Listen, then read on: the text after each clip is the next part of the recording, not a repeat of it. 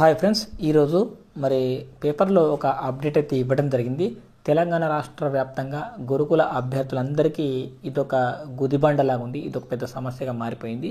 So అసలు ఈ ట్రిబ్ ఇష్టారాజ్యంగా ఎందుకు ప్రవర్తిస్తుంది? అసలు గురుకుల బోర్డు ఒకప్పటిలాగా ఎందుకు ఆ విధంగా పారదర్శకంగా పనిచేయలేకపోతుంది? దీనికి ప్రభుత్వం తరఫున ఏమైనా ఒత్తిడి వస్తుందా, లేదు వీళ్ళు ఇట్లా చేస్తున్నారా అని చెప్పేసి చాలామంది అభ్యర్థులు ఆందోళనలో ఉన్నారు. సో అదేంటో మీకు అందరికీ తెలిసిందే. ఒక్క రోజులో టెట్ మార్కులను అప్లోడ్ చేయాలని ఆదేశించడం జరిగింది. ఆందోళనలో అభ్యర్థులు అని చెప్పేసి వార్త వచ్చింది. సో వాస్తవం చెప్పాలంటే గురుకుల పోస్టుల ప్రక్రియను భర్తీ ప్రక్రియను Telangana residential education institute recruitment board ట్రిబ్ అధికారులు ఇష్టారాజ్యంగా నిర్వహిస్తున్నారు అని చెప్పేసి ఒక వార్త వచ్చింది.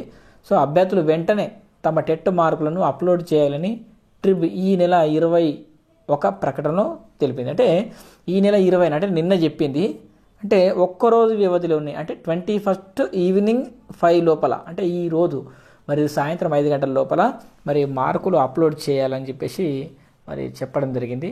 కొంతమంది అందుబాటులో ఉండరు, కొంతమంది హాస్పిటల్స్లో ఉంటారు, కొంతమంది వేరే పనుల మీద వేరే ఊర్లోకి వెళ్తారు. వాళ్ళు వచ్చి వాళ్ళ హాల్ టికెట్ నెంబర్ వెతుక్కొని చూసి ఇది అప్లోడ్ చేసే లోపలనే పుణ్యకాలం కాస్త గడిచిపోతుంది. సో ఉద్యోగం వచ్చే అవకాశాలు ఉన్న వాళ్ళు కూడా ఉద్యోగం కోల్పోయే ప్రమాదం ఉంది. వాస్తవం చెప్పాలంటే ఎంత ఎక్కువ మందికి వీలైతే అంత ఎక్కువ మందికి న్యాయం జరిగేలా చూడాలి, కానీ ఎంత ఎక్కువ వీలైతే అంత ఎక్కువ ఇబ్బంది పెడదామన్న చందంగానే పరిస్థితి ఉంది గురుకుల బోర్డులో అయితే కనిపిస్తుంది.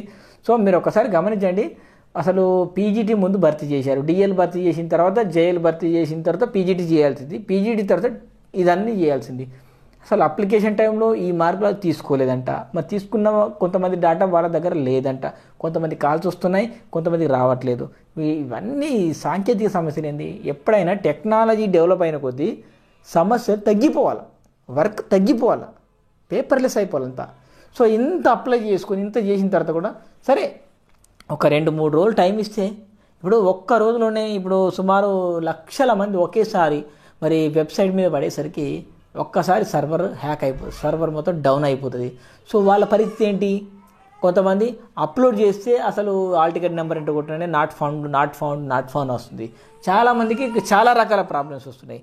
సో ఇలాంటి పరిస్థితి రాకుండా ఆ గురుకుల బోర్డు మెంబర్లు బోర్డు సభ్యులు చర్యలు తీసుకోవాలి. ఎందుకంటే ఇక్కడ వాస్తవం చెప్పాలంటే ఫోన్ చేద్దామంటే కూడా ఫోన్లు లిఫ్ట్ చేయరు. వాళ్ళకు అనుకూలంగా ఉన్న టైంలో లిఫ్ట్ చేస్తారు, ఇలాంటి టైంలో డెఫినెట్గా ఫోన్లు వస్తాయని వాళ్ళకి ముందే తెలుసు కాబట్టి వాళ్ళు ఫోన్ కూడా లిఫ్ట్ చేయట్లేదు. సో చాలామంది ఆవేదన వ్యక్తం చేస్తున్నారు. సార్ నేను వేరే ఊర్లో ఉన్నా సార్, నేను హాస్పిటల్లో ఉన్నా సార్, నేను వెళ్ళేసరికి లేట్ అవుతుంది సార్, అసలు సాయంత్రం 5 దాటితే అసలు అప్లోడ్ చేసుకోవడానికి ఛాన్స్ లేదట సార్. ఇట్లా ఎంతోమంది ఫోన్లు చేయడం జరిగింది. సో ఇలాంటి సమస్యలు అయితే డెఫినెట్గా ఉన్నాయి. సో మిత్రులారా, దయచేసి ఈ న్యూస్ ఎక్కువ మందికి రీచ్ అయ్యేటట్టు ఈ వీడియోని షేర్ చేయండి. సో ఇప్పుడు డిఎస్సికి చాలామంది ప్రిపేర్ అవుతున్నారు.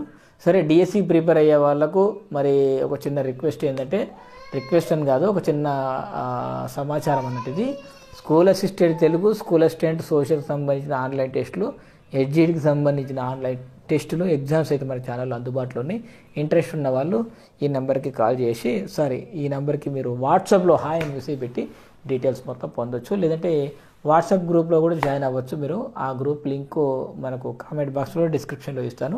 సో వెంటనే జాయిన్ అయిపోండి. సో అసలు గురుకుల బోర్డు ఇలా ప్రవర్తిస్తున్నటువంటి తీరును చూసి మీకేమనిపిస్తుందో ఒకసారి కామెంట్ సెక్షన్ తెలియజేయండి ఫ్రెండ్స్.